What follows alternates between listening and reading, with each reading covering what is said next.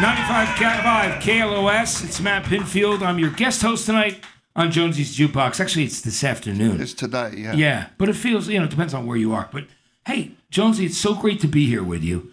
I've been a fan of Jonesy's forever, since I was a young kid. And I think sometimes those of you who listen to Jonesy's Jukebox, like I have been listening to for so long here on KLOS, you sometimes forget the amazing things that Steve has done and his incredible history. I mean, being voted one of the 100 greatest guitarists in Rolling Stone magazine of all time. Barely. Yeah. What do you barely? You mean 97. 97. I just squeezed in the door. I'm glad they got you in there, though. Yeah, I mean, it's better than being 101. That's it. Absolutely. No. So, Steve, talk to me about growing up in Shepherd's Bush. Now, that part of London is where, of course, The Who came from as well. What was it like there as a kid for you? Oh, it was delightful. I mean, for rock and roll, what kind of stuff were you listening to when you first became a rock and roll fan? Well, when I first really realized what music was, I was about 9, 10. Remember seeing Help around one of my friends' house on a black and white TV, and they were just running down the street, and their fans chasing them, and that kind of stuck in my head that was kind of cool. Yeah. I don't know about, I guess I did want to be that too, even at an early age, But, I did a book and I kind of mentioned a bunch of the real points of what happened, being in Shepherd's Bush and hearing Purple Haze for the first time. I was like transfixed on it and kept telling this older guy, play it again, play it again, play it again. You know what I mean? It was one of the best things I'd ever heard. And, I was already hip at this point to music because, there was all the 60s. There was a show called Ready, Steady, Go where you'd see music and you'd have like bands like the Hollies and Kinks, The Who, all Beatles bands. And Stones too. Yeah.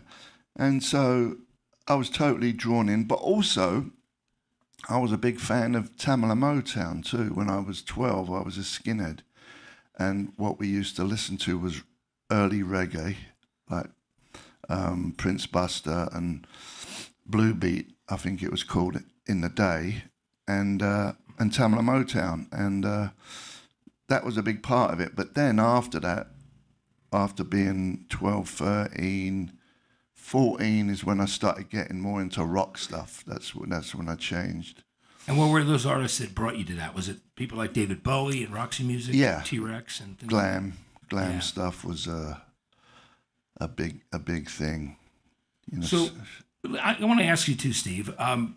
One of the favorite things that people like to talk about or ask about is, when you're a kid growing up in Shepherd's Bush, maybe you don't have money for instruments and you really want to play. Yeah. There's the legendary stories about, going to the Hammersmith Odeon, which was right around there. I think after Bowie's first farewell show with the Spiders from Mars, when he was saying that he was retiring, didn't tell the rest of the band about it. Yeah. But you were there that night, and tell me about the whole thing with the instruments and the nicking of the instruments. Because that story is just one of my favorites. Well, I was definitely a kleptomaniac, I loved lifting stuff, and and I started getting into music, so I figured good stuff to lift is musical equipment. Yeah. Because at this point I wanted to start a band, and I figured the closest thing I could do to be close to music was to steal band's equipment. Yeah, and I also heard did you steal some of Bob Marley's equipment too from Bob Marley and the Welsh, or is that just a rumor? It's a mix. That is kind of true, but not true. The true story is, as I remember it, it was a band who was opening up for Bob Marley, a reggae band. I have no idea what the name of the band was, but I remember taking the Twin Reverb from them, which was the one I ended up using. Yeah, you used it on Nevermind the Bollocks, right? It's completely on Nevermind the Bollocks, most of it, yeah. But I don't know who the band was, but thank you anyway, whoever you are. Yeah. Now, speaking of that, Now, I know that years later you actually offered to give the Bowie or pay for it to buy equipment back for him. And did he tell you, he said, don't worry about it, Steve? It was something like that? I've been lucky. A lot of them say, don't worry about it, Steve.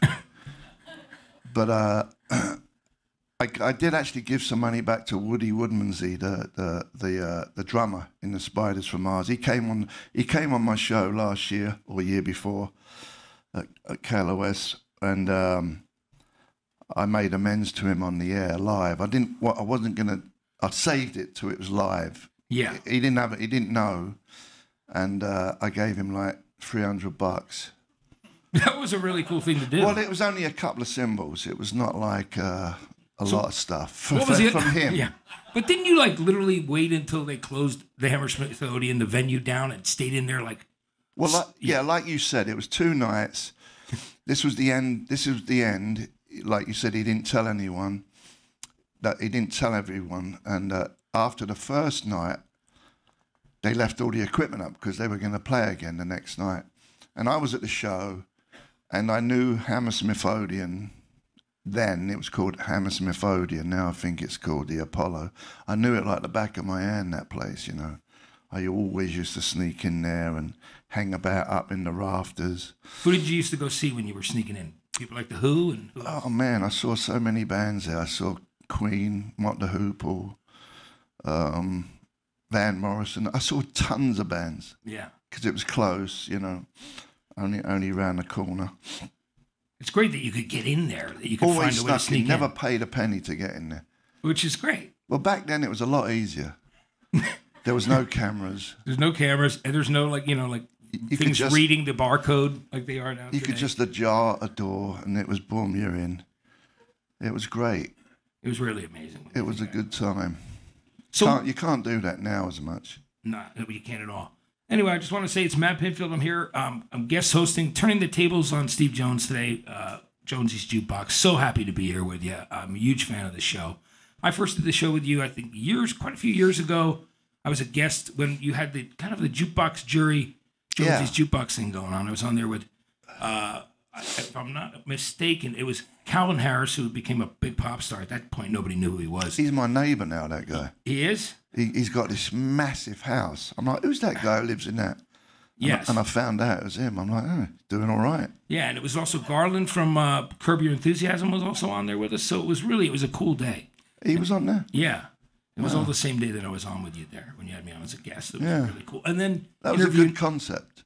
It was a great concept. Jonesy's Jukebox Jury. Yeah. Yeah. Was cool. It was taken from an old show in England. In England, yeah, where on a TV show where they'd have 4 people and they were playing new songs and you kind of critique it. Yeah. And you know, you helped. You weren't the artist or band who everybody was going to trash that day because it would really affect the way the record would sell, right? Yeah. We did. It was good.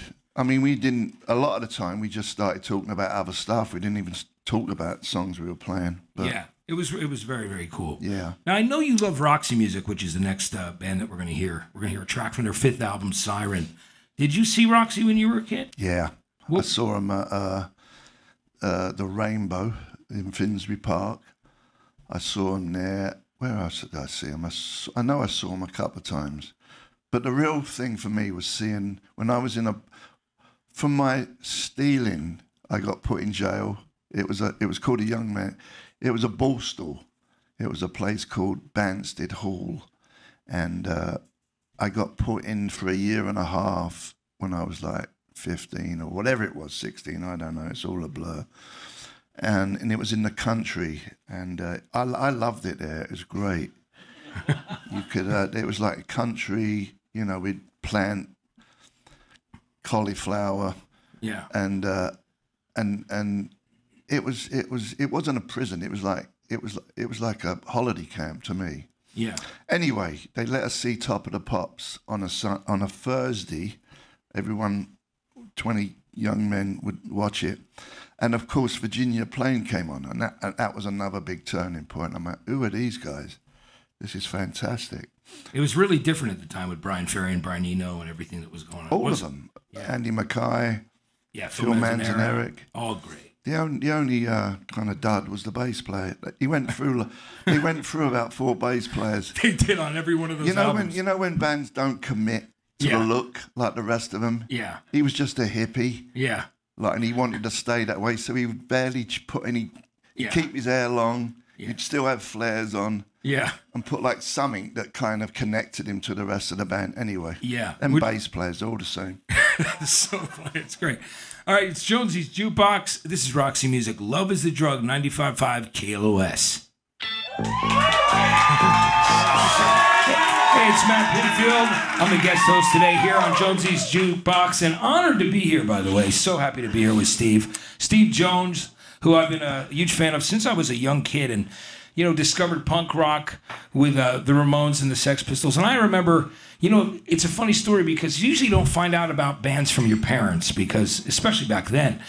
But I was sitting at a breakfast table, and my mother goes, "I heard about this outrageous band from England that, got in trouble and insulted some reporters or whatever." And I said, "I got to find that record. I got to find that band right now." So I literally went, and I used to work under the table and hitchhike and go up to this one record store that had the singles of Anarchy in the UK, God Save the Queen, and Pretty Vacant. And that was my introduction to you guys, and I fell in love with it, of course, and your guitar sound and guitar tone, which was so great, Now, speaking of that whole outrageous situation back then, Steve, the Bill Grundy incident on that show. Now, Bill Grundy, for people listening, is kind of the equivalent of a Dr. Phil show or Oprah or something of that nature, or one of the late night shows. But it was on, I think it was on in the afternoon, wasn't it? Something like that, Steve? It was around 6 o'clock where everyone watches this show and they're eating their dinner. Bangers and mash, yeah. And I think it's pretty amazing because, well, what happened? You want to tell us the story? I mean, Susie Sue of Susie and the Banshees was part of the people that used to follow you around. They were called the Bromley Contingent, but they were huge fans of yours, and they were your friends. And before she formed for Susie and the Banshees. But the host, Bill Grundy, he was drunk on the air, wasn't he? He had a few cocktails, and then he was kind of hitting on the girls. Wasn't that what happened? He was just being obnoxious. Yeah. Obnoxious. That was what a lot of people in power back then were all pretty much the same. They didn't really care about you, and they wasn't. He just saw us as like some louts, which in a way he was right, but the fact that they could get away with murder, these guys, and he was drunk. He was a classic drunk. I'm sure he was drunk every night, And I had a couple of bottles of Blue Nun. Yeah. That delicious wine. Yeah. That's right, and I love it because you weren't afraid. You were the one who basically cursed him out on the air, which is beautiful. Yeah, me. I did it. Actually, though, they didn't miss. Not really miss, but Sid did. I mean, John did say I can't say the word. A four-letter word. When you go to the bathroom. Yeah. Number 2. Yeah. He said number 2. Yeah. And he tried to provoke him to say more. Yeah. Andy, but it kind of. Actually, I actually did say an effing spent it. Yeah. That no one got. If you listen back to it, that was way before I really tore into him. But it was great when you did that, and that's rock and roll history because that was the thing that outraged England and the UK. And do you remember, Steve, the front of the newspapers over there in the UK that were telling that people were so offended they were kicking their TV sets in? Yeah, who knows if that was true? Whether it was true or not, it was a great story. Who knows? Great publicity. Yeah. But we had no idea that we didn't go in there knowing that was going to happen. We had no clue. Because normally you have a button when you start swearing and it doesn't go out live. Yeah. Who knows? Who knows if it was someone was manipulating it? I have no idea. But I'll tell you one thing. The good and bad side to that is we was an instant overnight household name. But also the bad side to it, it all changed from there. And we fell apart because of that, And it became very... it was great prior to that. Yeah. Everyone was creative. Other kids, fans were creative. Then it all became just like a uniform, a leather jacket, spiky hair, and it kind of lost. It was kind of over. Yeah, and it was hard for you too because you were going on that tour over there with bands like The Clash and Buzzcocks but you couldn't play anywhere because people were so offended by that TV experience that you would go to their town and they would try to stop you from playing. Yeah. And you're also the first artist ever in the UK charts to have a #1 record that they wouldn't mention on the air. It was blacked out. Like it literally, when they were on TV or on the radio, they couldn't say the name of God Save the Queen. Yeah, that was pretty good. It was very cool. So you wrote this incredible book called Lonely Boy, which is a great song from the great Rock and Roll Swindle that you wrote. And you named it your book after that track. And you did a memoir. What was that experience like writing that book? Because I just want to tell people, if you're a fan of Steve's and you're a fan of rock and roll or a fan of punk rock, you've got to read his book. His book is incredible. And if they were real fans, they'd already have it. Yeah. But it's very quiet over here. You know? But so Steve, tell me about the experience of writing that book, because it was, I mean, you got really honest about everything that's happened, and you've had such an incredible career. And, you know, tell me about, how long did it take you to write Lonely Boy? Well, I did it with a ghostwriter, and he was from England, a guy called Ben Thompson. And we started out, you got to understand, I never went to school, so I wasn't good. Even though I did some, later on in life, I started having a tutor help me to read and write. But prior to doing my book, I mean, it took me when it was finished and I had to read it, it took me so long to read it because I hate reading. But I had to read it to make sure it was in check. And of course, I should have done what I should have done a few months before, because there were some things I wanted to change because it wasn't right. But I just didn't want to read it. And so it was basically done where he came over here for a few days and we got together, spoke for a few hours with his tape recorder, and then we would Skype like 3 times a week for an hour or so a day. That went on for about a month. Yeah. Yeah. Well, the book came out great, so I suggest any rock fan out there who's listening should definitely check it out. Go online and order that book. I did the audio for it too. You did, you can listen to it with my lovely voice. On Audible. You know, when I wrote my memoir, I did not do the voice because I was so busy, and the guy does like the James Patterson books doing it, and it was weird. So some people were a little upset that I didn't actually read it. I'm glad you read your book. If I would have known what it took to do that audio, I wouldn't have done it. You would have had somebody else do it. It was a pain. It took me 60 hours to finish it. Because you're trying to keep your voice also like in the same range as you change to day, right, to record. I was good for about half hour. Then I started talking.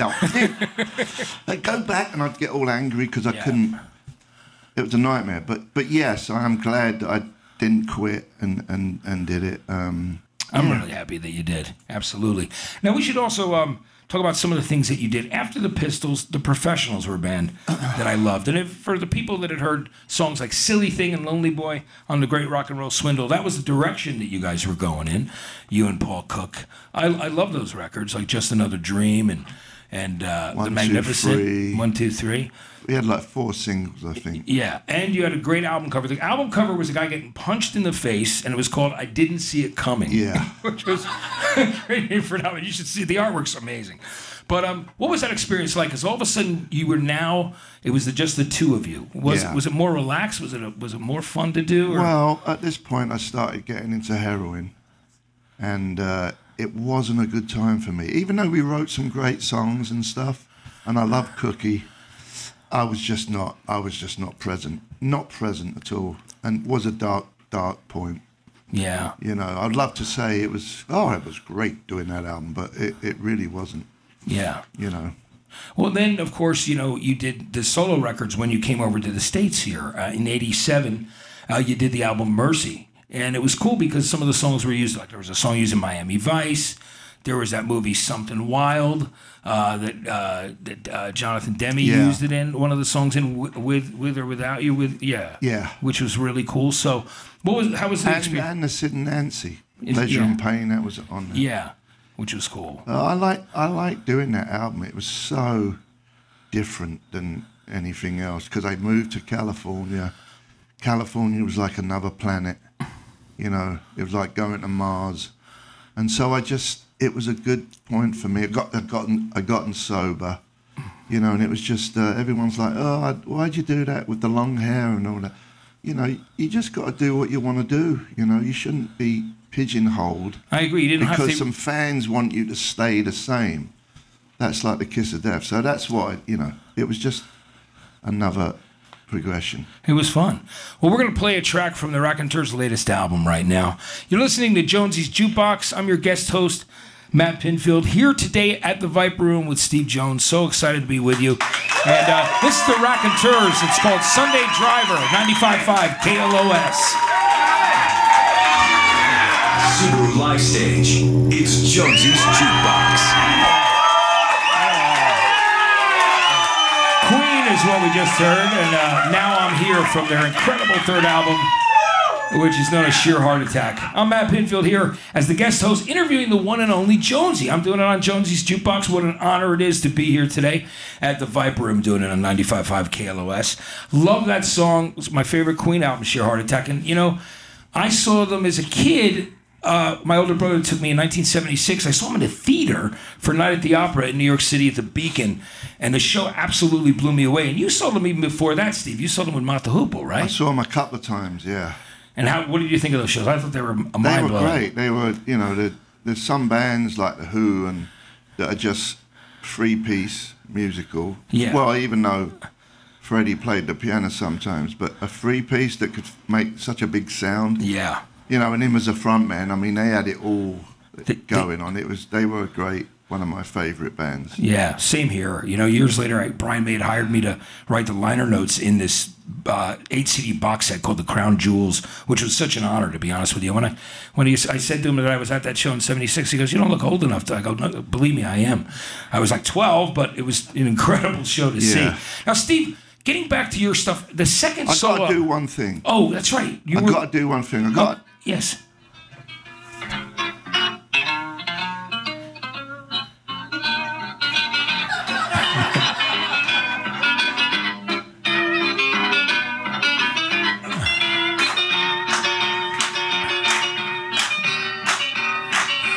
That is fantastic. Okay. Yeah. I'll give anyone $10 if they tell me what song that movie was in. Anybody in the audience know? It was in a movie. No, no one knows it. That's why I offered $10 because I knew no one would get it. It's fantastic. What movie was it from? Now you're going to tell everybody. It was. You on your Shazam? What is this? Yeah, a bit late, honey. But you're right. So which movie? Third Man. The Third Man. With right. Orson Welles, and it was an old 40s, 50s movie. Yeah. You gotta love Orson Welles. Did you Shazam? No. She didn't. She gets the $10. Steve Jones is giving you $10. How great is that? Give her $10 now. I'll give you 20. I'm gonna give it to her right after. Don't forget to come grab me. I'll do that for Steve. I'll give it cover now. For you. Are you gonna give it to her right now? Yeah. Otherwise, I'm gonna look stupid. That's amazing. That's great. There you go. He's a man of his word. Look at that. Steve Jones, and you got $10 right there. We're at the Viper Room on the Subaru Live Stage. Jonesy, the second solo album you did was really cool, Fire and Gasoline. You did it a year later in '88, and Ian Astbury, the Cult, a mutual friend of yours and mine, actually co-produced that record, and Axl Rose was on it as well. Tell me about the making of the second record. We was actually talking about that last week when the Cult was on the show. Ian's, credited co-producing the album, and that was another good time. I actually listened to it a week ago and thought the music's great. Yeah, it was kind of rocking. Yeah, and it was kind of down and dirty. But I hate my vocal on it. I don't like my vocal. I'm trying too hard to be a rock guy, and it just ain't me. I hate to say that. But I was doing it because that was kind of what was happening, and it was, I just wanted to get laid. Yeah. You once said on this show, on Jonesy's Jukebox, you were talking about those periods of the Sunset Strip and how crazy they were, and you said, I didn't have girlfriends, I took prisoners, or something like that. Do you remember saying that? Something like that. You're still the greatest, I'm telling you. But I wasn't the only one, and it was that's what was happening back then. It was just, I was all buffed out, I was off drugs, and I was horny. Yeah. You get that way, you do. But I'm just glad that you made. I love the cover of Suffragette City, and you did your old great B-side of God Save the Queen, Did You Know Wrong on there. And Axl Rose was on the record too, which was really cool. Yeah. So if you haven't heard that, you should definitely check that out. It's really cool. Now, you've got fans out here who were asking about Neurotic Outsiders. One of our questions here from Miguel was, well, will there be a reunion? And then I think we should explain, Neurotic Outsiders was the band that you started with Duff McKagan and Matt Sorum, who was the second drummer in Guns N' Roses. On this stage, yeah. Right on the stage. Isn't this where you rehearsed? Well, that's where we played every Monday night for about 3 months. And then John Taylor, of course, of Duran Duran, who's great. So what's the question? They want to know, will there ever be a reunion of the Neurotic Outsiders? Neurotics. It's possible. It's a possibility. You never know. You never know. Wouldn't that be great? Now, you know, no one cares. Well, you played on the stage in '99 with Neurotic Outsiders. You guys did like a reunion show or something like that. It's been a while ago. That's what I was told. Because who told you that? I don't know. It was one of my friends. He was like, I saw Neurotic Outsiders back in '99. So well, I know it was '95 when you started, right? Like, I mean '99. I don't know. I think it was all over at '96. Yeah, just 1 year. Because then everyone, the Guns N' Roses was going to go back on the road. John was going to play with Duran Duran. I think it kind of was real short-lived. Yeah. With the Sex Pistols did our Your Piss Off reunion tour, right? in '96 where we actually did 100 shows, and halfway through it we had a break for 3 weeks, and then I would carry on doing Neurotic Outsiders. I'd go to Europe, play some shows there, come back. I was beat, man. Yeah, you must have been tired. I was beat, but then it kind of just ended, I think, after that. Yeah. I've got to ask you about your acting career, too, because I've seen you in great things from going back and seeing The Great Rock and Roll Swindle when that first came out, and you're in there with Paul Cook, and even Sting's in one scene with you guys. What was that like? I have a quick question for you. Was Sting as confident as he is today when he was a young guy then? Because that was like really... Well, that was when he was still kind of a punk. Yeah. Yeah. And I don't think I was there the day when it was with Cookie, right? Yeah. In the back of the car. Yes. And they were trying to get hold of him. Yeah. Sting and someone else. Yes. I don't think I was there, but I've met Sting a few times. He's a good guy, right? Yeah. Absolutely. Of course. I mean, he kind of, even he admitted it. They were musicians, but kind of saw getting in on the punk scene because that's what was happening. Right, exactly. But he really, that ain't his, there's none of their thing, really. But, yeah. And they went on to do a bunch of other stuff, of course, and changed direction after the first couple of albums. They were a good band, Police. Yeah. I know they get a lot of stick. Yeah. But great live band, too. Yeah. I saw those early shows. I saw when they were touring in a station wagon on the East Coast. I saw them for $2. $2 to see the Police at this place called the Walnut Street Theater in Philadelphia. We drove down there, a bunch of kids. Who was in the station wagon? They were actually driving in the station wagon the first time they toured, which was pretty amazing. They paid their duties. Yeah, absolutely. For sure. Steve, what about you? So we talked about that. Now, the movie that a lot of punk fans love is Ladies and Gentlemen, The Fabulous Stains. Yeah. And you did that with Diane Lane, the actress. Tell me about that experience. Was that what you consider to be one of your really first acting experiences? Yeah, but again, I was a mess. I was in England, like this was like professionals time. This was just after the professionals time, we were still together, and this opportunity come up to do this movie with Lou Adler was the director, and they wanted a band. There was a few bands, but one of the band was me, Paul Simonon, Paul Cook, and the actor Ray Winston, and that was the band, and we were going to be in this movie. And I was in London, and we met Lou Adler in a fancy hotel on Hyde Park, and I'm like, okay, yeah, let's go and do this movie. I was still a junkie, and we did it in Vancouver, and we got there, and I had absolutely the worst time I've ever had physically, trying to get off drugs. I was drunk all the time. I couldn't deal with it. I didn't know how to deal with it. I was also doing this stuff called methadone. I was a complete mess, and I barely remember any of it. Well, the acting, I have no idea. Yeah. what I did in it. Well, I mean, I've seen it, but Yeah. I don't remember it at the time. Yeah. Well, I'm sorry you went through all that, but you're doing amazingly now, which I love. I've been sober 29 years. Isn't that great? 29 years, Steve. And I see you out and about, so we're both in that same place. Now, we're going to play a song that actually people don't realize Bananarama covered this song on this one movie soundtrack. Did you ever hear their version, the pop trio? Yeah. I thought it was great what they did. It was cool because they took it in a totally different direction. I think Cookie had something to do with this as well. Yeah. This version. I think he co-produced it or something. I don't know. Well, we're going to play the original from the Nevermind the Bollocks album.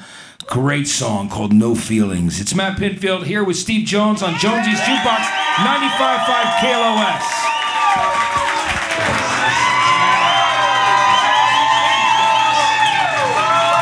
Yes, we're back. We're back. It's Matt Pinfield here with Steve Jones.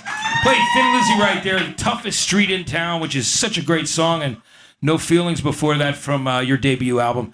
You know, I loved that you did this amazing Christmas single with Phil, the late great Phil Lynott, and you were friends. Like it was Lizzy and you and Cookie were good friends with them, and recorded this single called "A Merry Jingle." And you were originally called the Greedy Bastards, but they said they wouldn't let you put that on the record on the sleeve. In England, bastards is a bad word. Yeah, so for some reason it's okay here. Right. So, right. So.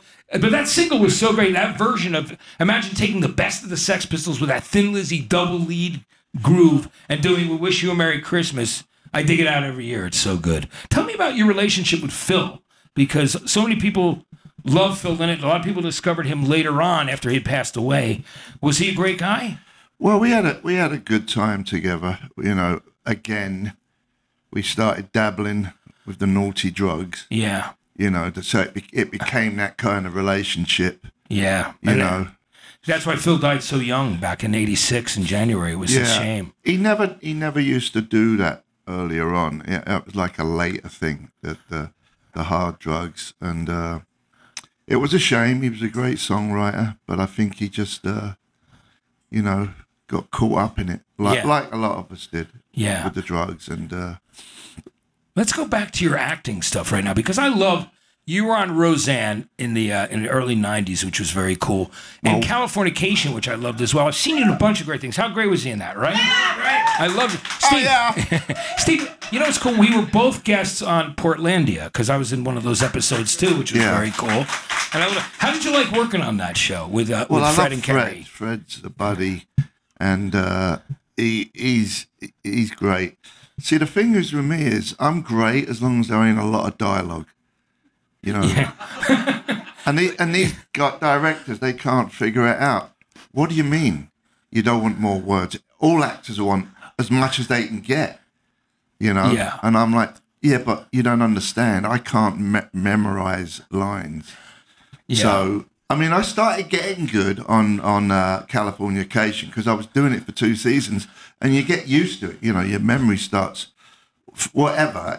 I was getting good at it, but then I didn't do anything for a while. And I get, you know, the phone rings and I get offers to do this stuff. And my first question is it a lot of dialogue? Honestly. But you're just being honest, right? I don't want to mess anyone around. Yeah. And that's my biggest fear, is being on the set and you keep blundering your lines and you're holding everyone up. But what I've come to understand that a lot of big actors do that anyway. Yeah. You know, they forget their lines and they just line and then they do it and they're off. But I don't know. It's my own personal hang up. I don't really think I'm an actor. Well, we're glad that you do some acting. What do you think, everybody? Right? Isn't it great that Steve? I just want to say what an honor it was to sit here with you at the Viper Room and thanks do for this. coming and doing this. It was such a pleasure for me, Steve, being a fan of yours, you know, since I was a teen and just watching it and admiring everything that you've done, all the great interviews you've done right here on Jonesy's Jukebox and KLOS, because I've listened to this show so many times. So this was an incredible experience. I've got to say that next week we got Daryl Hammond as the guest. That's cool. That'd be great. Yeah. Absolutely. Daryl Hammond will be the guest next week. That's great. Yeah, I'm looking forward to that. That's great. Steve, thanks so much for having me and letting me have you here today. Thank you. Everybody, thanks for coming down to the Viper Room.